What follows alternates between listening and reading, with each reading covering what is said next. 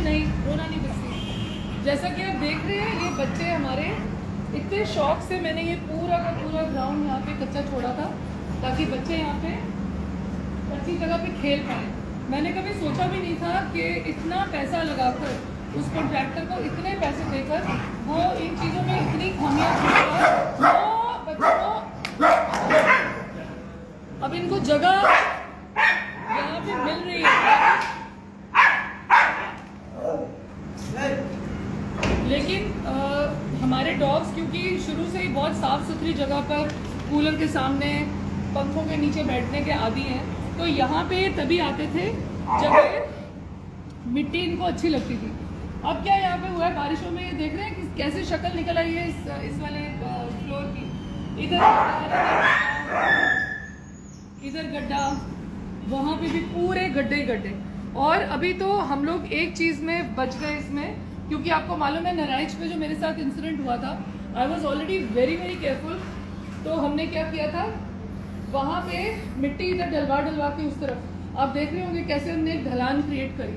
अब क्योंकि हमने ढलान क्रिएट कर दी तो कम से कम बारिश का पानी यहाँ पे आकर रुका नहीं तो जिस तरीके का इंफीरियर और इतना मैं क्या बताऊँ, इतना मतलब इतना कॉस्ट लेकर भी इतनी लो कॉस्ट और इतनी गंदी जो इन्होंने ग्राउंड हमें बना के दिया, ये पूरा प्लेग्राउंड रहना था।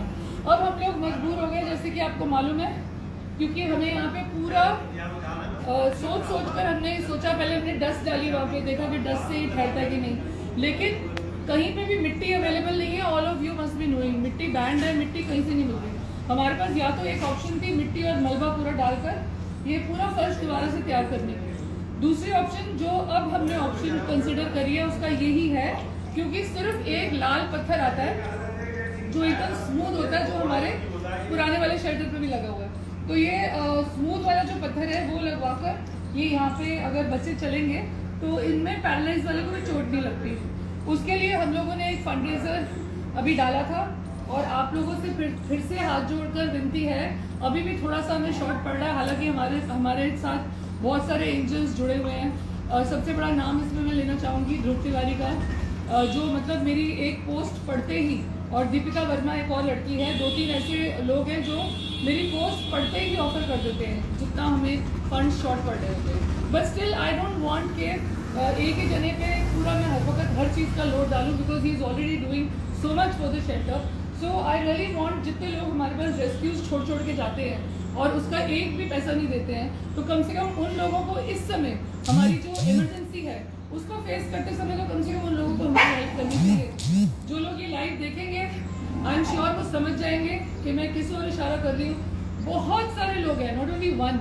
यहाँ पे कम से कम आई थिंक मेरे 200 डॉग्स में से मुश्किल से 6 वैसे किसी ने स्पॉन्सर किए हुए हैं और कुछ रेस्क्यूज जिन्होंने स्पॉन्सर करी है वो भी केवल गिन के उंगलियों पे 5-6 लोग हैं। तो उन लोगों के अलावा जितने भी लोगों ने मेरे पास यहाँ पे फ्री ऑफ कॉस्ट अपने अपने बच्चे यहाँ पे फेंके, हम उनको इतने अच्छे से रख रहे हैं, कम से कम उनको थोड़ा सा इस इमरजेंसी के टाइम हमें हेल्प करनी चाहिए, क्योंकि सारा का सारा पैसा हमने इसकी बिल्डिंग में लगा दिया था। कभी सोचा नहीं था कि दोबारा से हमें सब कुछ बनाना पड़ेगा। इस आदमी ने, आप देख रहे हैं जहाँ पे हमने ये सिंक वगैरह बनाया, शो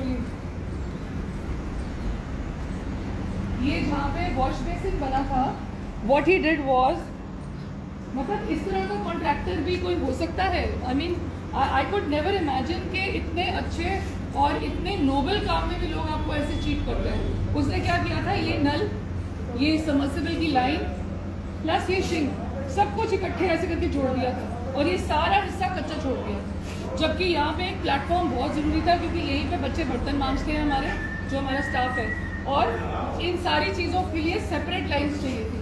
दोबारा से मुझे प्लम्बिंग का काम कराना पड़ा, उसमें भी इतना कॉस्ट आया, फिर ये प्लेटफॉर्म बनवाया मैंने, जितने भी चेंजेस हम कर सकते थे किए।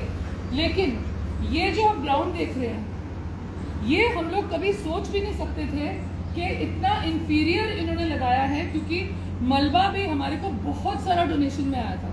उस समय आई थिंक 7 ट्रॉलीज से ऊपर तो एक लड़की है टेढ़ी बगिया में, जिसने आई थिंक 14 ट्रॉलीज के करीब डलवाया था मलबा, क्योंकि वहाँ पे कुछ वगैरह टूट रहे थे। तो इतना मतलब हमने खुद ही किया हुआ था। उसके बावजूद इस आदमी ने मटेरियल प्रॉपर ना यूज़ करके जो हालत इस ग्राउंड की आप देख रहे हैं, समझते हैं? इस तरह के गड्ढे इस तरह के तभी बनते हैं अगर बहुत डिफेक्टिव मटेरियल हो। ये देखिए पानी से पूरा गल गया, ये पूरा का पूरा पानी से गल गया। एंड कैन यू बिलीव हमारे जो ये बच्चे हैं ये इस ग्राउंड को खोदते तक नहीं है। अगर इनके ऊपर अगर कोई लगाए कि हाँ भाई डॉग्स ने खोद दिया तो बिल्कुल गलत है, क्योंकि इनको शुरू से उस लाल पत्थर पे रहने की आदत थी, तो इन्होंने कभी भी कोई ऐसी मिट्टी में खुदाई का कभी कोई काम किया नहीं था। इसलिए दे वर वेरी हैप्पी। आप देख रहे हैं कैसे उस प्लेटफॉर्म पे बैठे हुए सारे के सारे।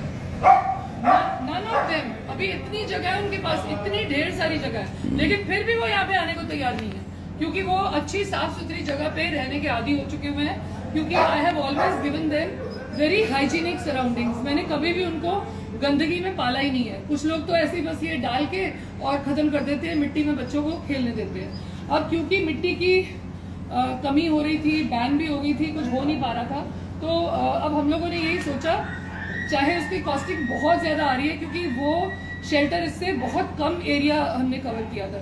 यहाँ पे हमें इंटायर एरिया, सिर्फ इस वाले एरिया को छोड़ के जो ऑलरेडी पक्का है, यहाँ पे सारे का सारा एरिया में हमारे को वो लाल वाले पत्थर डलवाने हैं।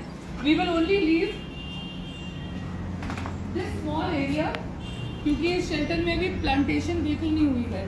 तो एक पेड़ जैसा हमने अपने शेल्टर के बाहर लगवाया था, वो पेड़ हम यहाँ पे लगवाएंगे और इधर एक ट्री गार्ड पहले से ही बना देंगे। बाकी पूरे एरिया में ये लाल वाला पत्थर लगेगा और उसकी कॉस्टिंग बहुत ज़्यादा आ रही है। एज यू ऑल नो, ये खर्चा हमारा कम से कम 70,000 पार करेगा, 75,000 और समथिंग, जिसमें से हमें काफ़ी हद तक डोनेशन आ चुकी है।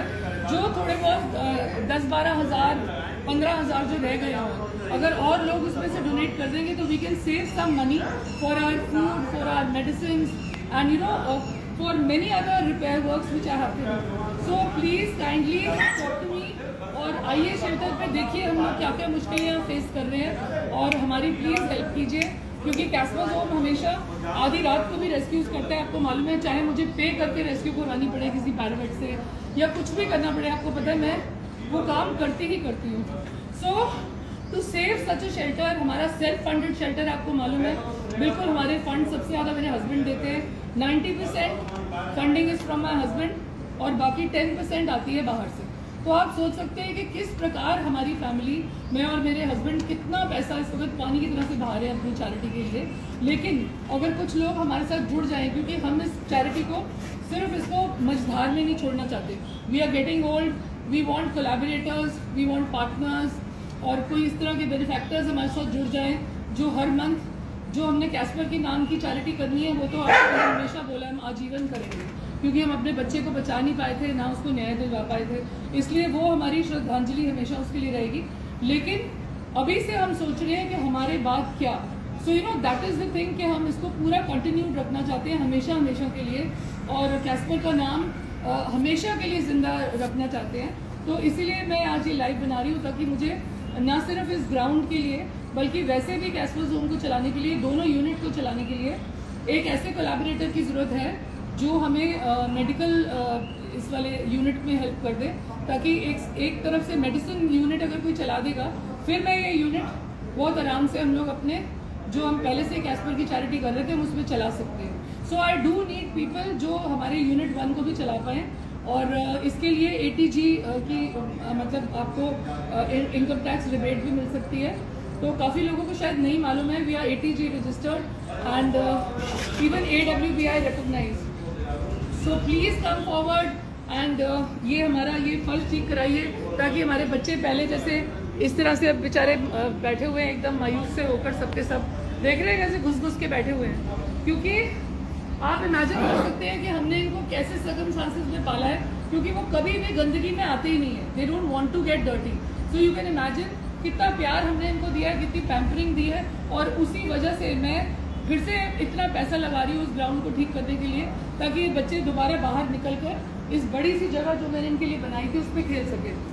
सो एक बार और अपनी अपील दोहराती हूँ, प्लीज़ हेल्प अस, और जितनी हमें हेल्प आएगी उतना ज़्यादा हम काम कर सकेंगे, और मेरे बच्चों की ये जल्दी से जल्दी खेलने का ग्राउंड तैयार हो, उसके लिए हम चाहते हैं कि जल्दी फंडिंग स्टार्ट हो। और क्योंकि हमारा मिस्त्री कल आ रहा है, he is going to start from this level, यहाँ से काम स्टार्ट हो जाएगा कल, फिर हम लोग इस ग्राउंड के ऊपर आएंगे।